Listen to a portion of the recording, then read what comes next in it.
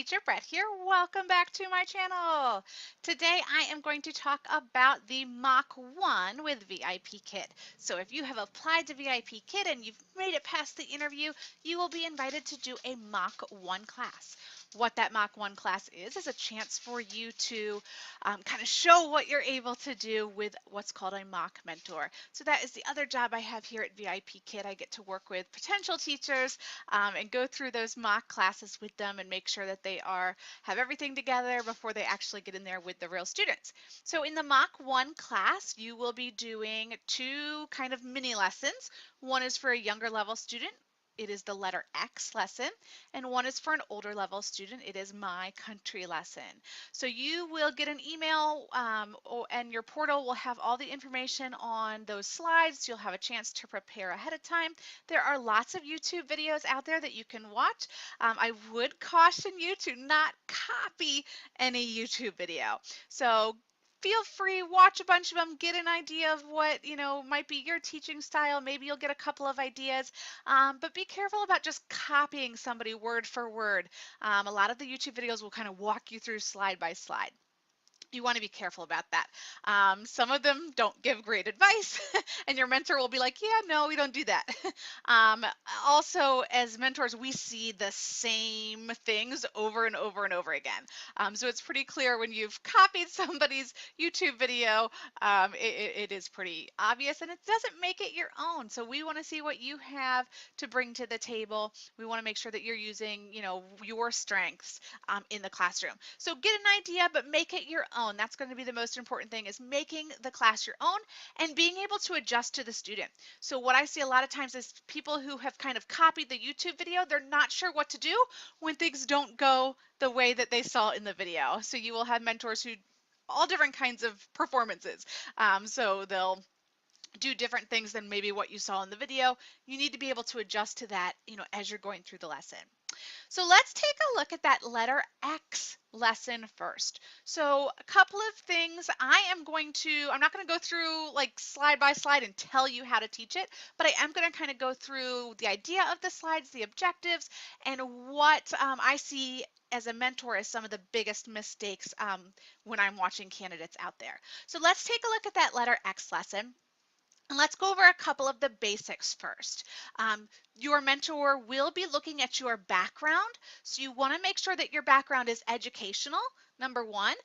So a map, a poster, dollar store has a lot of things you could get, or even you can draw something or something to make it look educational. So maybe it's an alphabet, maybe it's a map. You'll also want to try and have your name up there where the student can see it, as well as your reward system. You want to try and have those visible for the student at all times. So those are the kind of the three things: educational, name, reward system. If you can get those in your background, that'll be great. You do not want, to be able to see the kitchen in your background. You don't want to be, seeing doors or anything that might be distracting. So try and kind of find a space that'll work best in that situation. Your mentor is going to be looking at your dress, your professional. You want to make sure that you're put together. You don't want to be rolling out in your pajamas. If you have an orange shirt, great. It's not required to wear an orange shirt, but certainly a solid color shirt is what you're going to want to be looking for. Nothing low cut, nothing, sleeveless. I try and keep it, as professional as possible. And also you're going to want to make sure that you have headphones. Number one thing. A lot of the IT issues that we have and that we see as mentors is people don't have headphones or they don't have great internet. So you will want to make sure that you have those things in place. You can log into the classroom an hour early to make sure that that's all working. Do that, especially for your Mock 1. Make sure that everything's okay. Log in an hour early. There is a settings button in there. You can test all of your equipment to make sure everything is working well. Make sure you're hardwired into your internet. Wi-Fi, you can have the best Wi-Fi in the world, but a lot of times it's going to cause a problem in this environment where you're needing a constant, steady kind of stream here to do the video and whatnot. So make sure you're hardwired into the internet. Make sure you have headphones. You do those two things, you're already going to be ahead of the game. It really sucks to have to tell people, I'm sorry, we can't go on. You have to reschedule your mock class, and you've put a lot of time and effort into that. You don't want that to happen on your end either.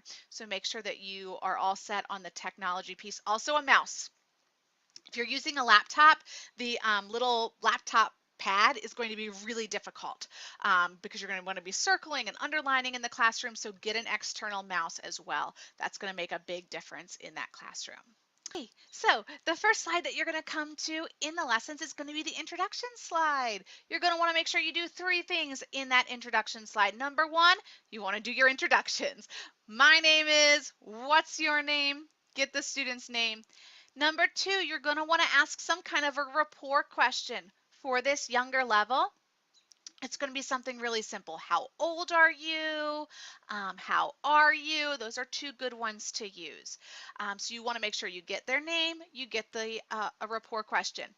Either of those things, make sure the student's using full sentences. So if they come back with you, Brett, or 5, have them repeat a full sentence after you. So my name is Brett. Get them to repeat that sentence. Or I am 5 years old. Get them to repeat that full sentence. We are looking for full sentences throughout the lesson, and the parents are looking for their student to do a lot of speaking. So you want to make sure you really stress getting those full sentences right from the beginning. The third thing that you're going to want to do on this introduction slide is introduce the lesson. It is not required for the younger level students, but you're going to want to get into the habit of it because you will need to do it for the older level lessons. So go ahead and introduce as well. That is very short, very simple. Today we're going to talk about the letter X, something, letting the student know what we're doing. So that's going to be that first introduction slide.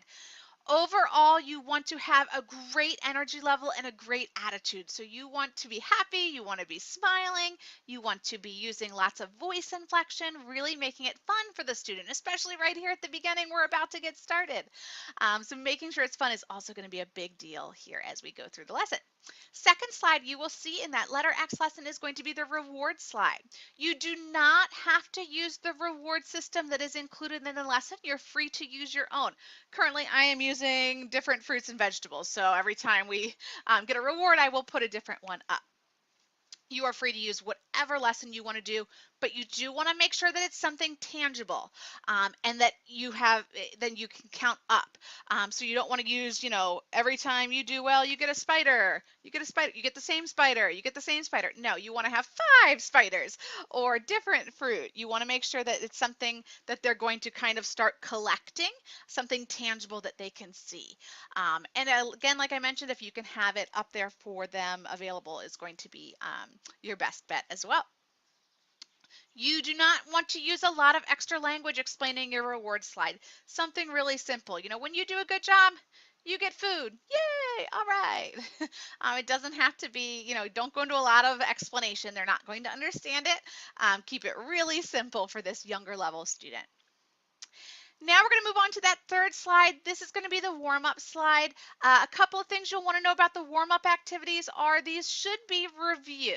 The student should have a pretty good idea of what the different things are on the slides. It means they've already kind of reviewed, learned those in previous lessons.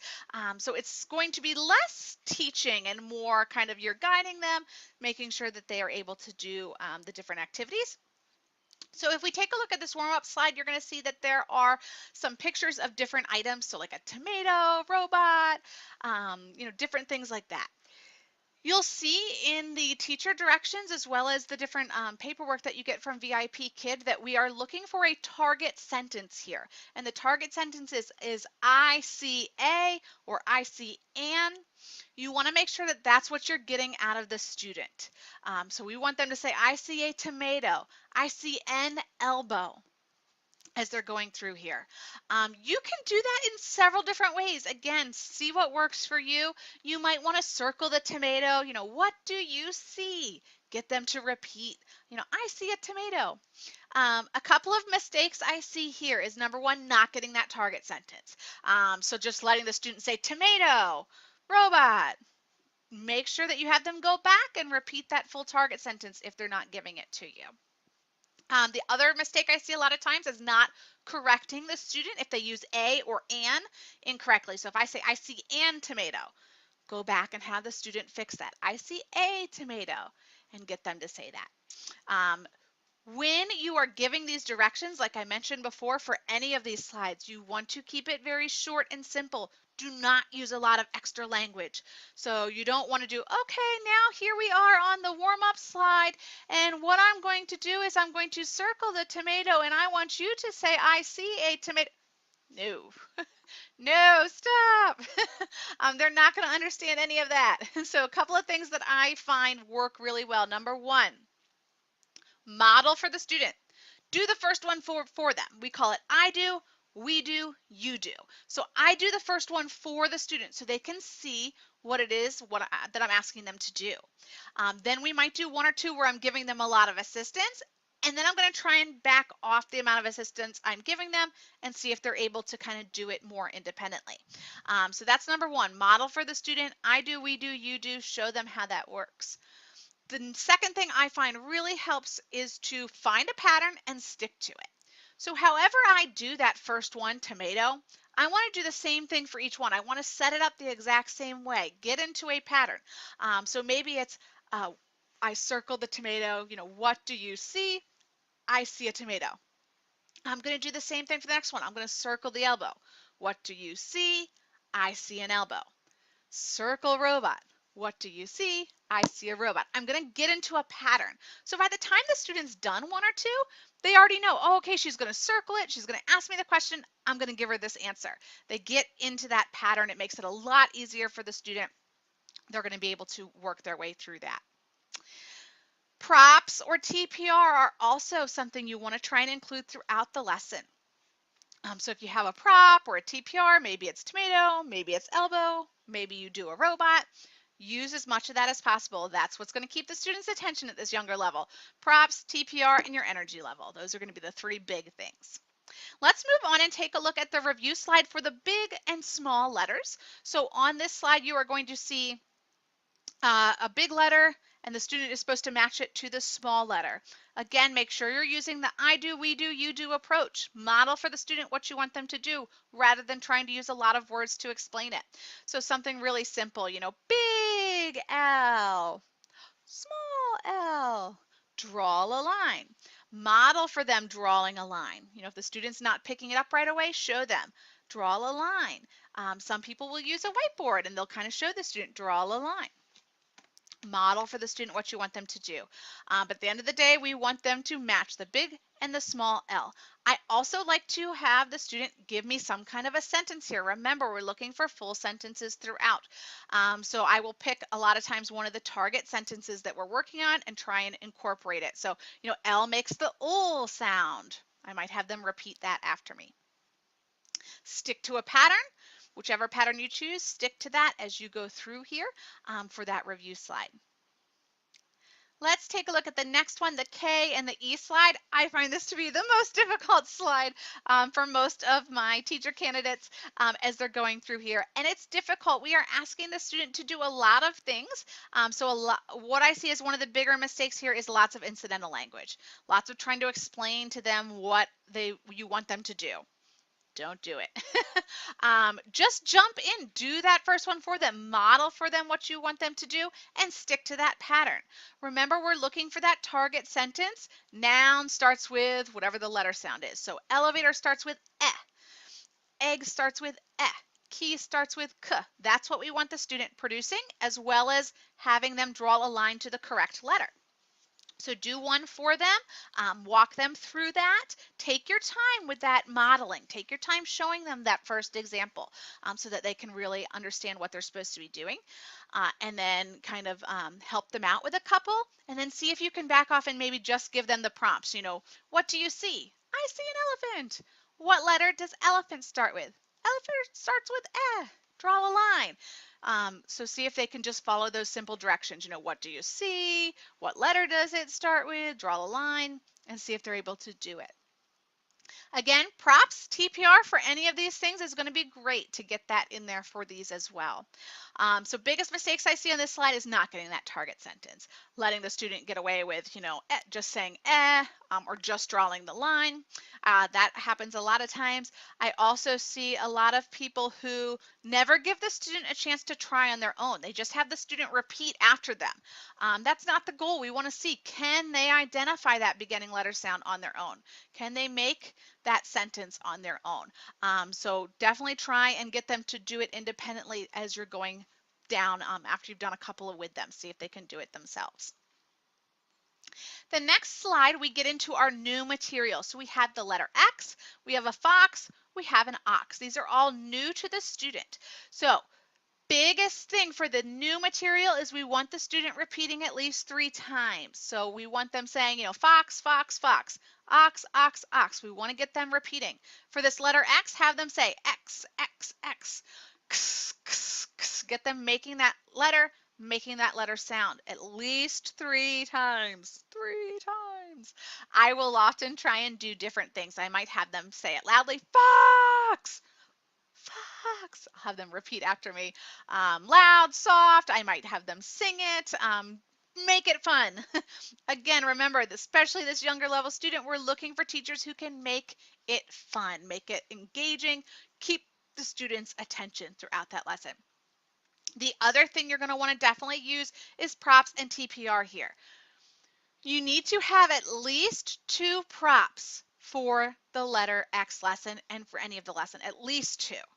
I would highly recommend you have more like 4 or 5 for the lesson. So maybe you have a tomato earlier on. Maybe you have a flashcard for letter X, whatever it may be, but you need to have at least 2, and you want to try and have different types. So if you use 2 different flashcards, that's not going to work. It has to be 2 different types of props. Whiteboard and a puppet, you're just going to want to have those. They are easy. You can use those for any lesson, but so you can have those and then maybe a couple other ones. Try and have at least a prop or do some kind of TPR for each of these new things. So X, Fox, and Ox, either a prop or a TPR for each of those. When you are doing TPR, especially for this new vocabulary, what you want to try and do is get the student to respond with the TPR. So that is the second part of TPR that people usually leave out. So if I make a big X, I want the student to also make a big X. So I might point at them, X, and see if I can get them to copy me. Or maybe it's ox, I'll see if I can get the student to copy me. Try and get that student to respond also using those physical motions for that TPR when you're doing those. The other thing you're going to want to do is, again, get those sentences. So I am probably going to try and incorporate that target sentence again here. X makes the sound X, and get the student to repeat that.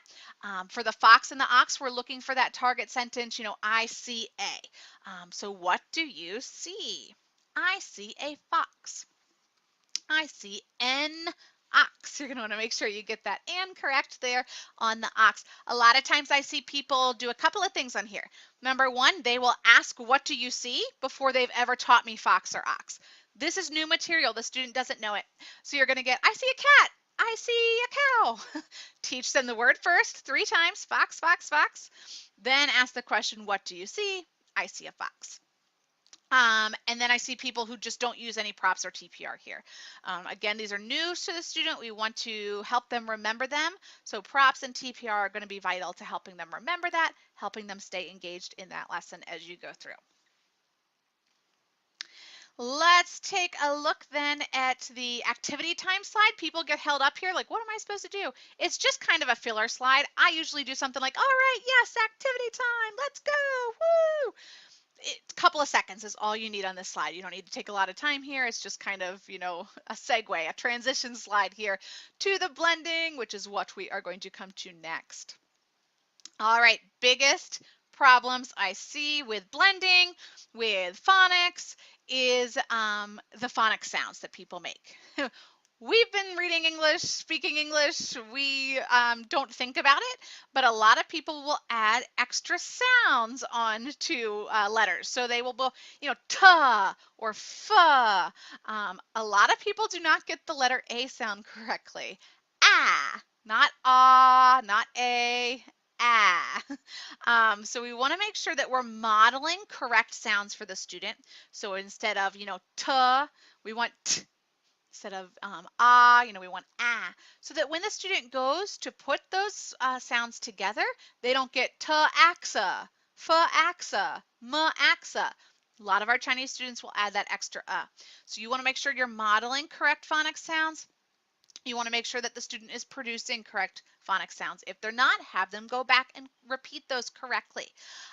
Your mentor is going to be making purposeful mistakes. They're going to be making mistakes to see if you're catching them throughout the lesson. And the reason is this is what the parents are paying for. Our parents are really focused on corrections. They love to see corrections. They want to see their student doing really well, so they want the teacher to make sure that they are correcting any mistakes they see. If you don't correct them fast enough, the parent's going to be right here off the screen screaming the corrections to the student. You want to make sure you're correcting first. Once the parent usually sees that, oh, the teacher's got it, they're going to correct them, they're going to back off a little bit. So we as mentors are looking to make sure that you are making those corrections as the student goes. So again, you're going to want to somehow show the student that we are putting the letter sounds together. So a prop is really, really useful here. This is a great time for the whiteboard. This is a great time for, flashcards that you can, show that we're putting the sounds together. People use blocks. You might, write on, these and facts, whatever you want to do is fine, but give them some kind of a visual to show them that they're putting the sounds together. It can be really helpful for the student. Make sure you're paying attention that they're giving you those correct phonics sounds, and make sure that you see if the student can do it independently. So you might walk them through acts, maybe even tacks together, really using that I do, we do. But make sure you get to the you do. Can the student do it on their own? We want to see if the student's able to do that themselves. So make sure you're giving them a chance to show you whether they can read these words or not. Some students at this level are not going to be able to, and that's okay. If the student's not able to, then I will just go back and have them repeat it and then go ahead and move on. But then I can let the parent know, hey, Brett needs to keep practicing these. So in the mock, you want to give them the chance to show you that they can do things independently. If they struggle with it, you can always go back to having them repeat after you, but make sure that you're seeing what they can do independently throughout as well. And then we have the memory slide. So with the memory slide, we have the X, the fox, and the ox. Those were the keywords that we're looking for the student to know throughout here. And we want to see if they can remember where the X, the fox, and the ox are. Again, lots of different ways you can do this. You will see many different ideas and suggestions out there in YouTube world. So feel free to kind of peruse some of those videos. What I'm going to say is make sure that number one, you're getting the student to say those vocabulary words. That's key. Number two, try and get those full sentences again. I see a fox. I see an ox. Those are really going to be two important things. Those are the objectives. Whether the student can actually identify where, which one is correct behind the cards, that really doesn't matter. What matters is that they're meeting those objectives, that they know those new vocabulary words, that they can use them in sentences. So however you choose to use the game is kind of up to you. So make sure that you, when you are explaining it, keep those directions really short and simple. Maybe model for them, use that I do, we do, you do technique, show them what we're going to be doing. You do have to flip back and forth between the slides. So some people think that when you click on the card, it's going to flip for you automatically. It is not interactive like that. So you might have to flip back and forth a couple of times to get the student to understand that what's behind one, is going to be the same thing that's behind the yellow card. So just be prepared. You might have to flip back and forth a couple of times to help, make those directions really clear for you. And then the last slide is a watch and slay slide. It has IX at the end, and you're supposed to have the student kind of use different letters to read through there. Again, you can use flashcards. You can write it on the screen. However you want to do it, again, is fine. The idea is, can the student blend X? So again, you're going to probably want to do that modeling, showing them with an example or two, and then see if they're able to do it on their own. As you go through there, really paying attention to those phonics sounds. That is going to be the key as you go through there. And then lastly, we have that goodbye song or goodbye slide. So it's just a chance to say goodbye to the student. I usually will go over their rewards. Oh, you got 5 rewards. Yay! And depending on what it is, if it's fruit, you have banana, grapes, watermelon. Woo! Um, and then saying goodbye. So that is what that letter X lesson is going to look like. Couple of overview type things that you're going to want to pay attention to throughout that lesson. Number one is the rewards, like we talked about. You are going to want to give out several rewards throughout, at least 3 rewards as you go through there.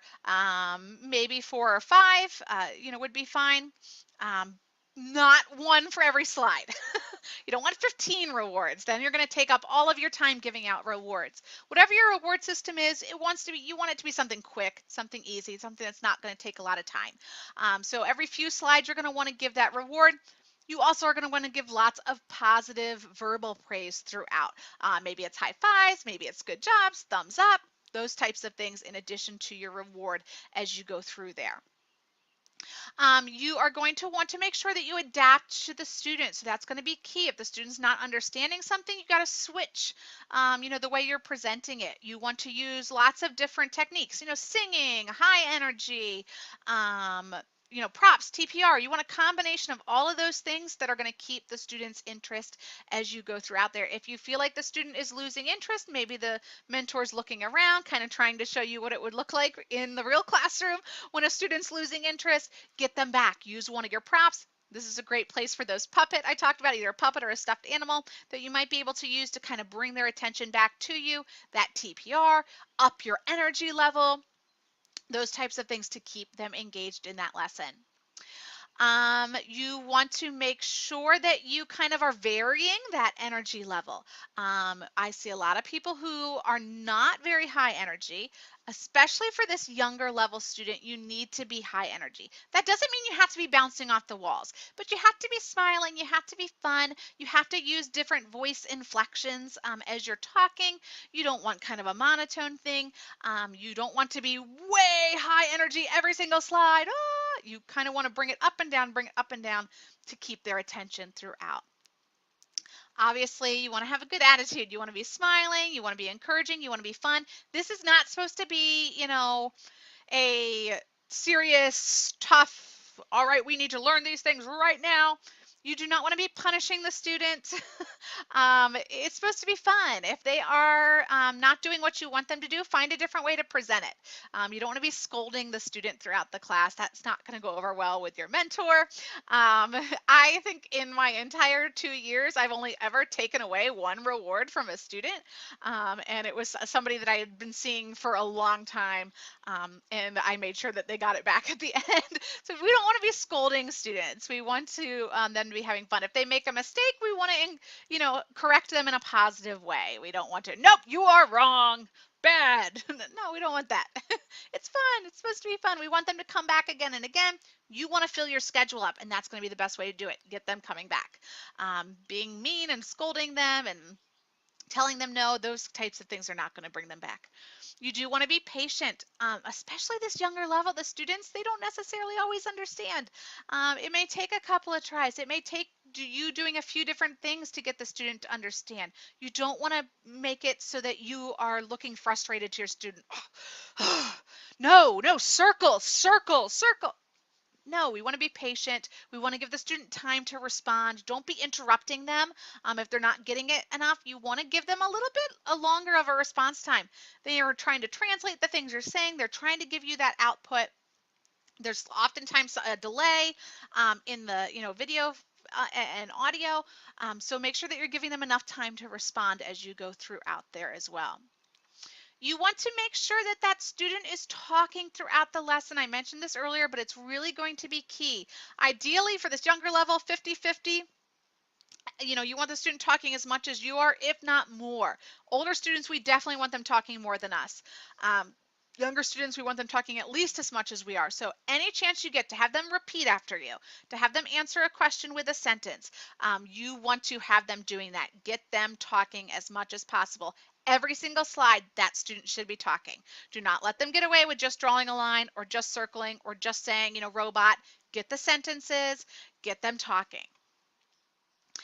You want to try and extend. And by that, I mean giving the student something a little bit extra.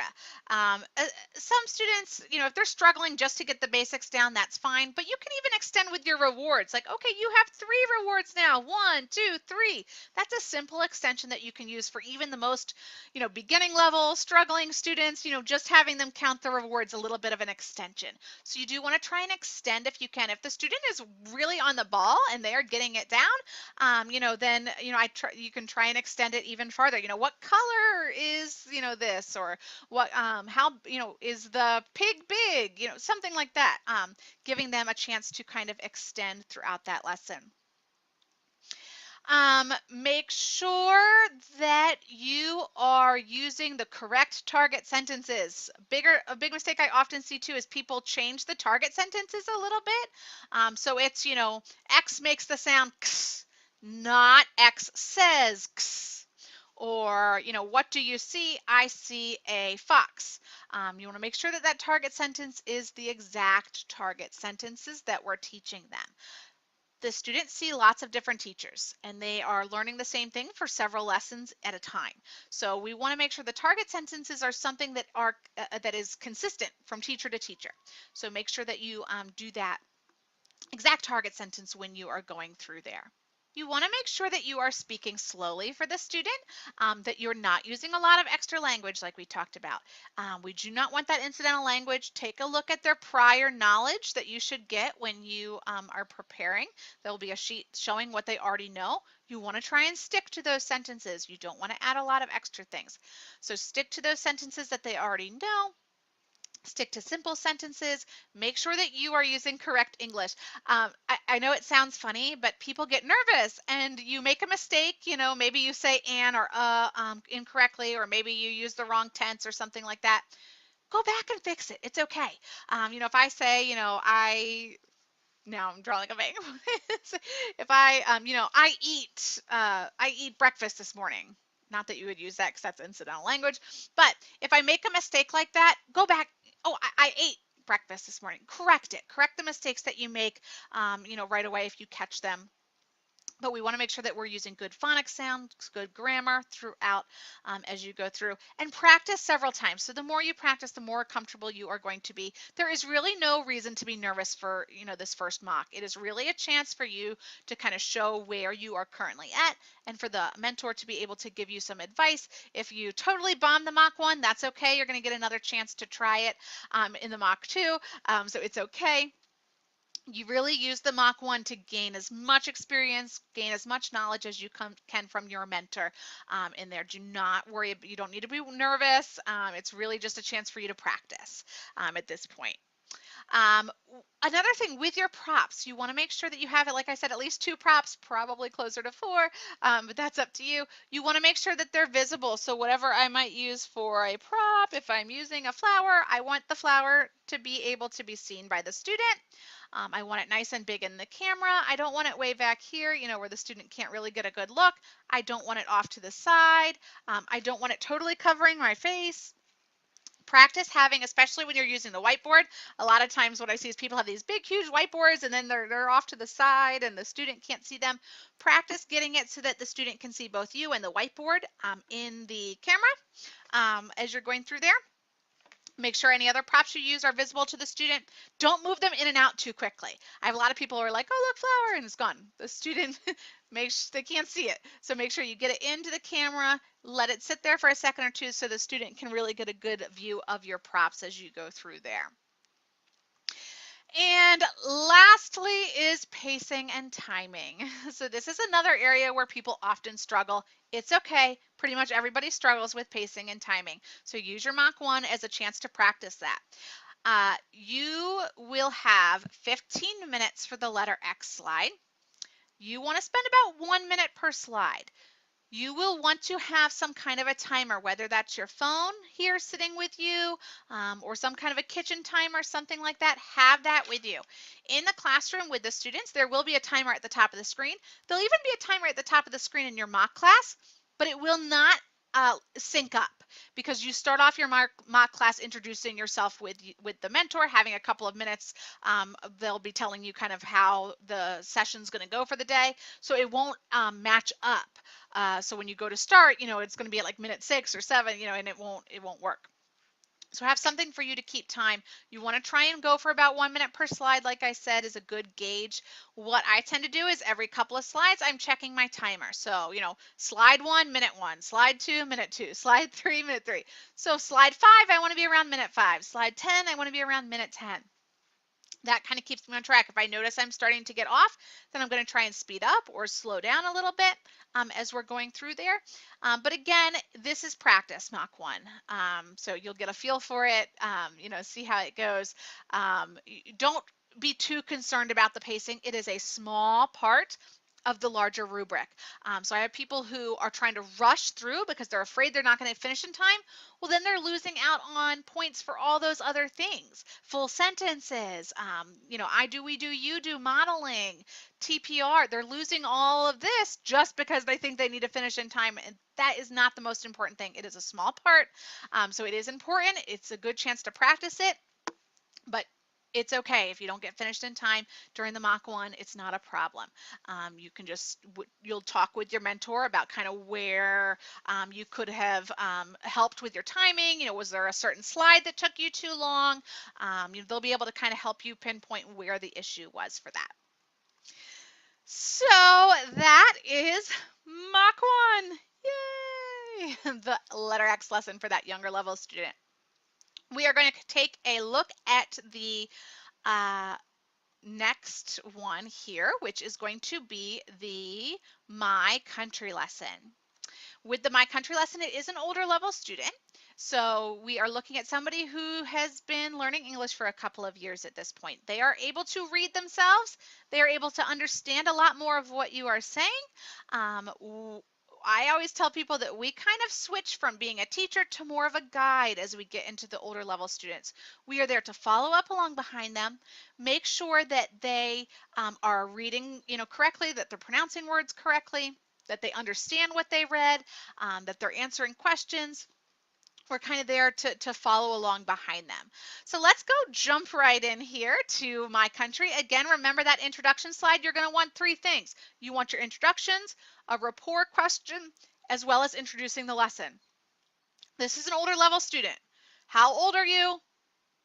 It's fine, but you're going to want to have kind of a more advanced rapport question. So you might ask a couple rapport questions at this level. So I might ask, how old are you? What did you do today? That's one of my favorite ones. What did you do today?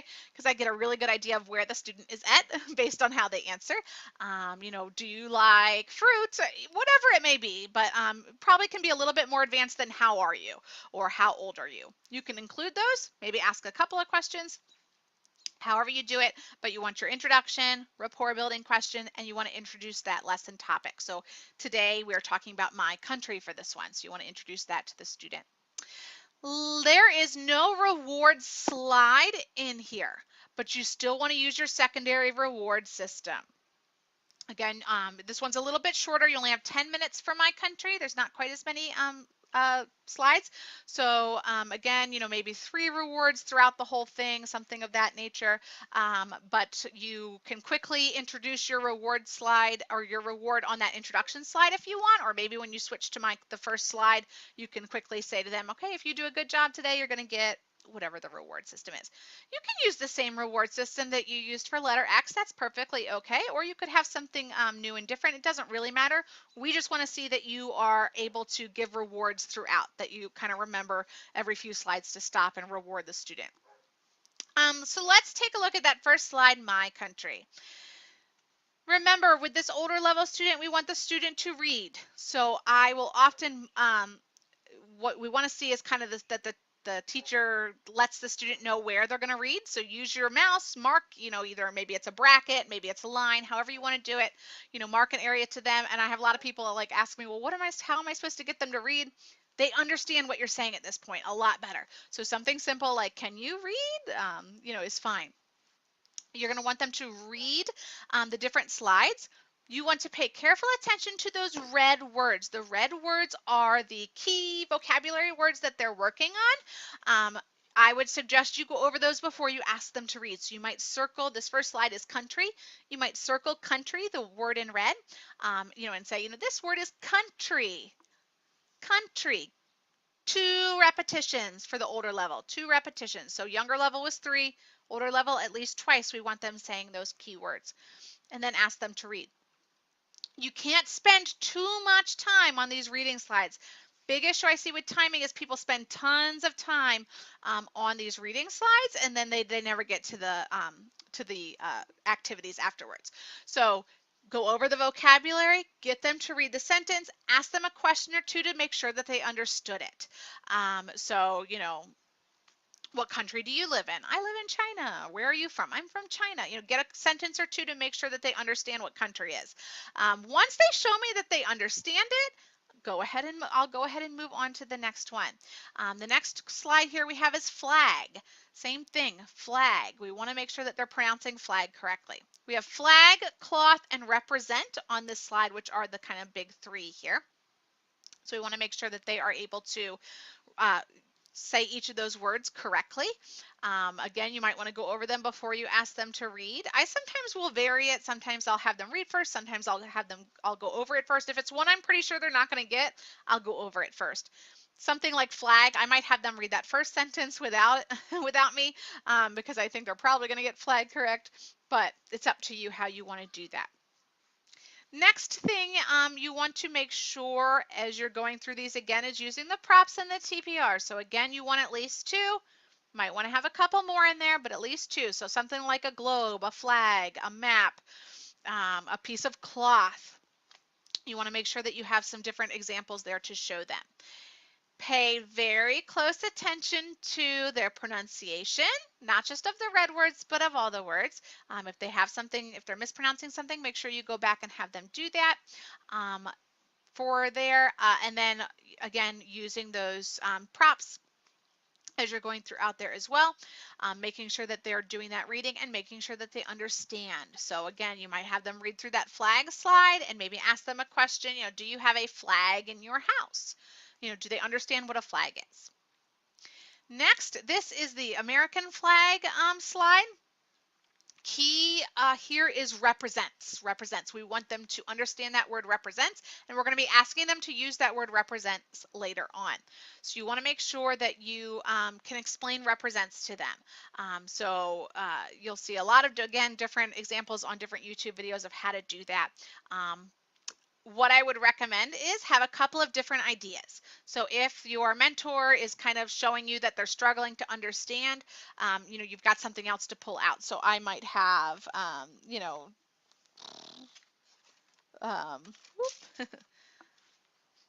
this represents the sun. It's a picture of the sun. Maybe it's Starbucks, maybe it's McDonald's, something like that so that I can show them what represents means. And then if you move on, to the next slide, you'll see that we actually have several things. McDonald's, we have Nike, we have different pictures for them. The key here is, can they use represent in a sentence? The key is not, do they know what McDonald's is? So what I see a lot of people do here as a mistake is they'll just get me to say McDonald's or they'll get me to say Nike. We want them saying a sentence. The M represents McDonald's. This picture represents Mercedes. Whatever. If they say something totally different, if they say cat instead of puma, that doesn't really matter. What matters is, are they using the represent correctly? Can they use that word correctly in the sentence? So that's what you're looking for, getting those full sentences. Remember, you want them talking more than you. They are the ones we want talking in this older level lesson. So make sure that they are doing that talking. If you move on to the next slide, you will see again another reading slide here talking about capital. So we want to hit that word capital, make sure that they're saying it at least twice, have them read through those sentences, make sure that they're using correct pronunciation, and then ask them a question or two. What's the capital of China? Get them to give you a sentence. Oh, the capital of China is Beijing. Have you been to Beijing? Are there lots of people in Beijing? We want those extension questions. We want to get them talking. It also gives you a chance to check for correct pronunciation and grammar. Remember, your mentor is going to be making purposeful mistakes to see if you're catching it.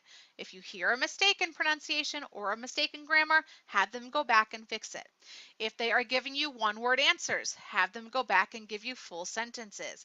I like to, at this older level, I don't give them a sentence to repeat. If they say McDonald's, I usually will say something to them like, can you put that in a sentence? I make them do the work. We want them talking. I don't need to say a sentence and have them repeat it. At this level, they're able to make the sentences on their own. They just need prompting to do that. So get the mentor to make those full sentences as you go throughout.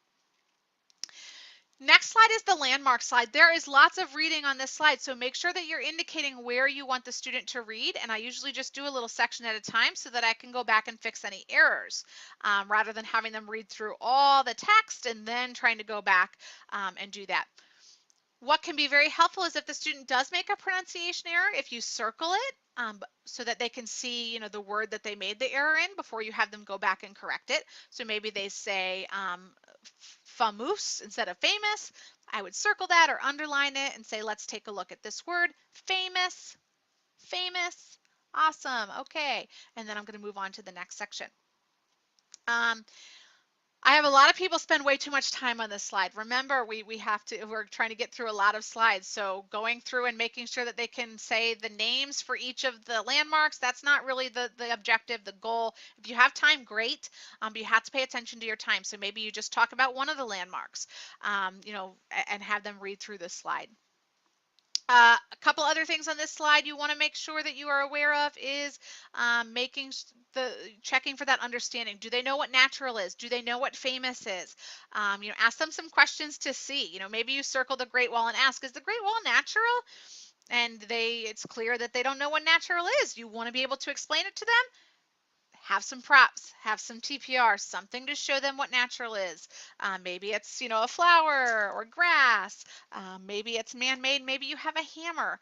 Think about these things before you go in. What if the student doesn't know that? How am I going to explain it to them? It's a big part of the older level because some of them are going to know things, some of them are not. You have to adjust to that student, be able to kind of on the fly explain things in really simple terms for those students as you go through. So pay attention to things they might not know as they happen. Next slide is, again, an activity where we're asking the student to draw a line to whether it's made by people or whether it's natural. So biggest mistake I see on this slide is people not getting full sentences. They let the student just draw and then they move on. Have the student go back and repeat, the Great Wall is made by people. The bird's nest is made by people. The Yellow River is natural. Have them get those sentences in as they go through that as well. And then our last activity slide is the soft C sound. Again, having some kind of a visual is great here. Maybe it's your whiteboard, maybe it's a chart you've made. I like to, really point out to them that C, the soft C sound, is making the S sound. So sometimes I will have, C equals S on my whiteboard or something like that. And we want to have them practice saying those words. Again, we want them to do most of the talking. So we don't want to spend a whole, 45 seconds explaining that C makes the S sound sometimes. Get your explanation out there quickly. Have them go through and read those words. Make sure they're pronouncing them correctly as they go through there as well. And then the last slide is that goodbye slide. So again, give your goodbye, go over your rewards. Okay, great, you did a great job today. You got 3 maps, whatever your reward system was. See you next time. You want to do all the things that we mentioned for that letter X lesson as far as energy level, props, TPR. All those things are still going to be important here for that My Country lesson as well. So that is kind of a quick overview of the Mach 1 lesson. So I hope you got some good information there to take with you. Hope you can avoid some of those mistakes that I often see throughout the Mach 1 class. And remember to have fun with it. Do not be stressed out. If you totally bomb the Mach 1 class, it's okay. You're going to get another chance to try it when you do the Mach 2. So it's all right. Use this as practice. Figure out where your weak spots are so you can go back and kind of fine tune those as you go on. If you have any questions after you look at this video, if you need some more help, feel free to shoot me an email. If you have not applied yet, make sure that you use my referral link. You can apply down there. I'm happy to walk you through that process. If you use my referral link, please let me know. I want to make sure that I am there for you. I have people who use my referral link. I have no clue who they are and they never reach out. So if you do use my referral link, I want to help you out. I can give lots of other resources to you as well that I don't necessarily give to everybody on YouTube. So let me know if you do use my referral code. Otherwise, guys, have a great day. I wish you all the best of luck on your Mach 1. Bye.